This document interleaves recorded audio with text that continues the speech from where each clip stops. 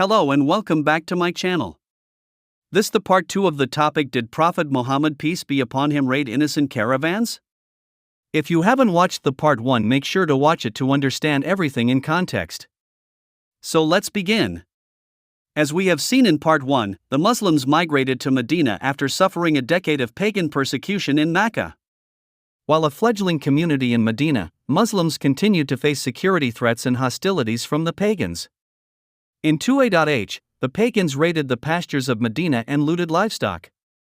The Prophet, leading 70 men, pursued the raiders but was not able to catch up to them. The Prophet did not follow up with a declaration of war. Still concerned about Medina's safety, however, he extended the patrol perimeters. 4 months later, the Prophet dispatched 13 men on a reconnaissance mission to a place called Nakhla. The Prophet ordered the men to meet the pagan caravan and ascertain their motives.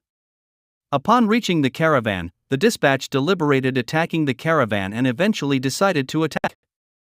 Perhaps the pagans' recent pasture raid was a factor in the decision. The confrontation caused 1 pagan casualty and 2 prisoners. When the dispatch returned to the Prophet in Medina, they received his stern disapproval. It seemed that the Prophet did not expect his men to go beyond his orders and engage in military confrontation. He had sent the dispatch out in the month of Rajab, which was considered by Muslims and pagans to be a sacred month, when fighting is prohibited. As a matter of fact, 2 out of the 7 dispatches that the Prophet sent were during sacred months. If critics claim that the Prophet had belligerent intentions for these dispatches, why did the Prophet send them during sacred months? Non-combative intentions. Besides the Nakhla mission, the only other 2 instances where Muslims and pagans did cross paths were during non-sacred months. At neither of these 2 instances did any fighting occur. If the Prophet's intentions were belligerent, attacks should have happened when both parties met in non-sacred months. The Prophet paid the pagans blood money for their casualty and returned the 2 prisoners peacefully. These actions of the Prophet further prove that his intentions were not combative. The goals of these dispatches were to collect intelligence and show pagans that the forces of Medina were vigilant lest they decided to invade Medina, which seemed imminent. The Prophet brilliantly used the pagan caravans as couriers who brought the message of the new Muslim vigilance back to Mecca. A large trade caravan, led by a chief of the Meccan pagans, received news of nearby Muslim patrol as the caravan approached Medina. The chief panicked and sent word to Mecca demanding troops. His caravan was carrying large sums of wealth. It was boasted that every person in Mecca had invested in this caravan.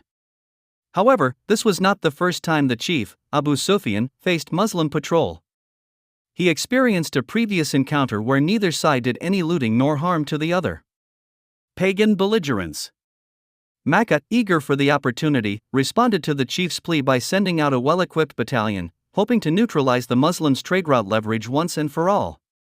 Abu Sufyan, in the meantime, managed a detour and sent word to the battalion that the caravan was safely heading home, leading some to the conclusion that the military was no longer necessary. Some pagan troops returned to Mecca, but that did not discourage other influential chiefs who were fired up for war. They threatened and convinced the majority to attack the Muslims, believing their prayers for a decisive victory would be answered. Despite the safety of the pagan caravan, the Meccan pagans still sent out a battalion for war. If the pagans had not sent forth an army and had recognized Medina's right to patrol its perimeters, especially in response to their belligerent activities, battle would not have happened. Clearly, the pagans sought opportunities to escalate their belligerence against Muslims. Muslims unwilling. With the oncoming battalion, the Muslims found themselves vulnerable to an impending battle. Poorly armed, the Muslims faced a perilous outcome at the hands of a well-equipped army. The Quran describes their dislike for this military confrontation.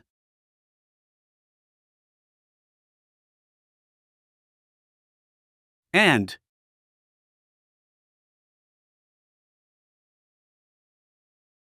the reluctance described here does not sound like the mindset of bloodthirsty belligerence.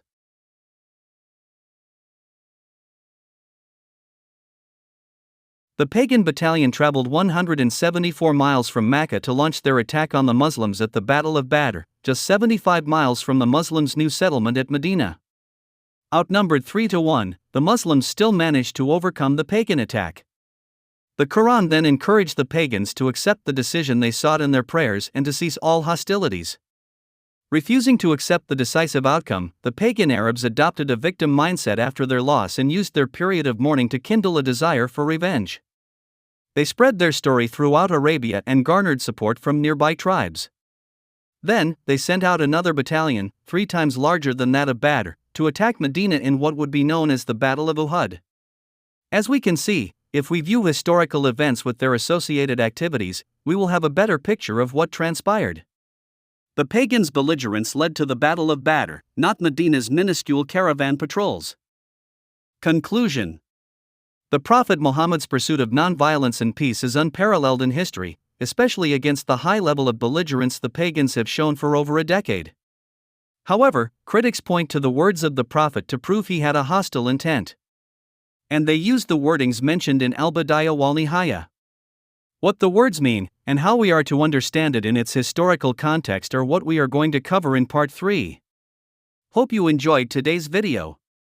I will meet you in the next video. Until then. Assalamualaikum.